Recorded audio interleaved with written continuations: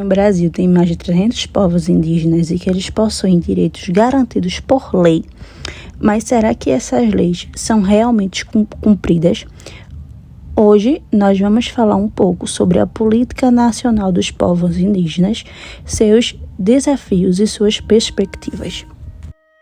A Política Nacional dos Povos Indígenas é um conjunto de diretrizes e ações para garantir os direitos e a proteção dos povos indígenas no Brasil.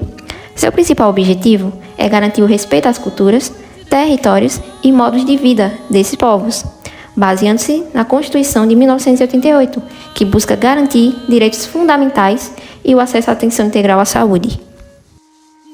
Marcos legais e Constituição. O Brasil tem leis importantes que protegem os indígenas. O principal marco legal é a Constituição de 1988, que reconhece os direitos indígenas sobre suas terras e sua cultura. O artigo de número 231 e 232 da Constituição protegem os direitos territoriais e culturais. O Estatuto do Índio, lei de número 6.001 de 73, regulamentando os direitos, mas precisa ser atualizado. O Subsistema de Atenção à Saúde Indígena, SASSI-SUS, é uma parte do SUS criada para garantir o atendimento diferenciado e adequado às populações indígenas, respeitando suas particularidades culturais e territoriais. Ele é coordenado pela Secretaria Especial de Saúde Indígena, SESAI, vinculada ao Ministério da Saúde, e atua por meio dos Distritos Sanitários Especiais Indígenas, D6, responsável pelo atendimento direto nas comunidades indígenas. Divisão dos órgãos responsáveis pela saúde indígena. SESAI coordena e executa as ações de saúde indígena. Gestão regional. D6 são os 34 distritos, prestam atendimento primário e organizam o serviço de saúde em território indígena. O apoio e a fiscalização fica pela parte da FUNAI, que protege o território indígena, que impacta diretamente na saúde. E os conselhos locais e regionais de saúde indígena garantem a participação ativa nas comunidades indígenas e na gestão em saúde, contribuindo para o planejamento, fiscalização e adequação dos serviços às necessidades culturais e territoriais destes povos. A demarcação de terras indígenas é um dos maiores desafios enfrentados hoje. O processo é lento e sofre muita pressão política e econômica.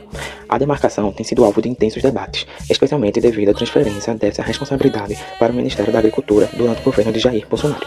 Essa mudança gerou preocupações sobre possíveis conflitos de interesse, já que o Ministério da Agricultura representa setores diretamente ligados ao agronegócio.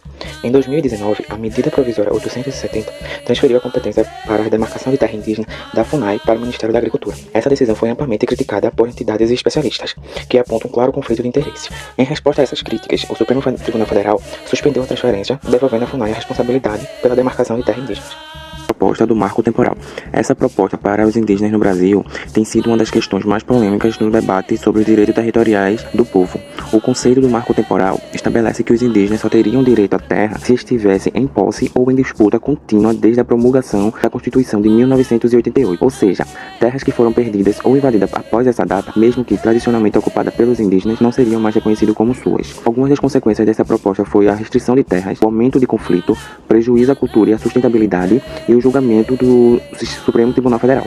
Essa questão reflete um conflito direto entre os direitos territoriais indígenas garantidos pela Constituição e os interesses econômicos do agronegócio, que busca ampliar suas atividades em áreas muitas vezes coincidem com terras tradicionais. Portanto, a aprovação do marco temporal representa uma ameaça significativa aos direitos indígenas, já que limitam suas possibilidades de reivindicar terras históricas. Nos impactos ambientais, temos o desmatamento em terras indígenas, que é causado por queimadas, garimpo e exploração de madeira, como também as mudanças climáticas, como secas e inundações, que agravam os impactos ambientais e a insegurança alimentar. A contaminação de rios, com o uso de mercúrio para separar o ouro de sedimentos, contamina os rios, afetando a segurança alimentar dos indígenas. As invasões de terras indígenas podem levar à violação de direitos e à morte de indígenas. Em 2023, o garimpo devastou 1.410 hectares, principalmente nos territórios dos povos Kayaipo, Munduruku e Yanomami. Em 2020, as invasões de terras e os assassinatos de indígenas aumentaram em meio à pandemia. Os impactos ambientais e as invasões de terras afetam a vida e a cultura dos povos. Os indígenas vêm testemunhando as transformações decorrentes das alterações no clima, como mais incêndios e menos alimentos disponíveis. Sabemos que a saúde e a educação são direitos essenciais garantidos pela Constituição, mas que na prática as comunidades indígenas enfrentam diversos desafios para acessá-los de forma adequada. No campo da saúde, a distância dos grandes centros urbanos dificulta o atendimento médico, e muitas vezes não há infraestrutura suficiente nas aldeias para oferecer um serviço de qualidade aos indígenas. Além disso, o conhecimento tradicional indígena há séculos contribui para o cuidado com a saúde, mas ele não é plenamente reconhecido ou valorizado dentro do nosso sistema público. Na educação, o serviço não é apenas garantir o acesso às escolas. O desafio é assegurar que esse ensino respeite e valorize a cultura indígena. Muitas escolas ainda não consideram as línguas e os costumes desses povos, o que pode gerar um processo de aprendizagem fora da realidade indígena.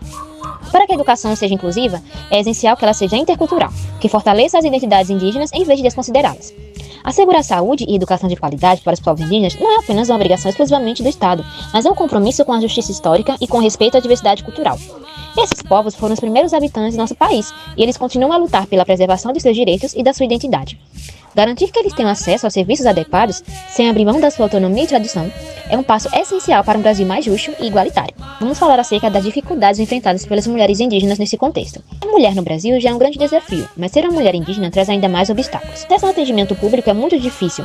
Isso significa que muitas mulheres não conseguem fazer exames preventivos, como o Papa Nicolau, mamografia, o que aumenta os riscos das doenças como o colo, útero e da mama. Em alguns casos, as parteiras e as práticas tradicionais de cuidado são desvalorizadas, o que cria um ambiente de desconfiança. O ponto importante é o desrespeito a essa cultura no serviço de saúde. A violência também é uma questão grave. Muitas mulheres indígenas enfrentam altos índices de violência doméstica.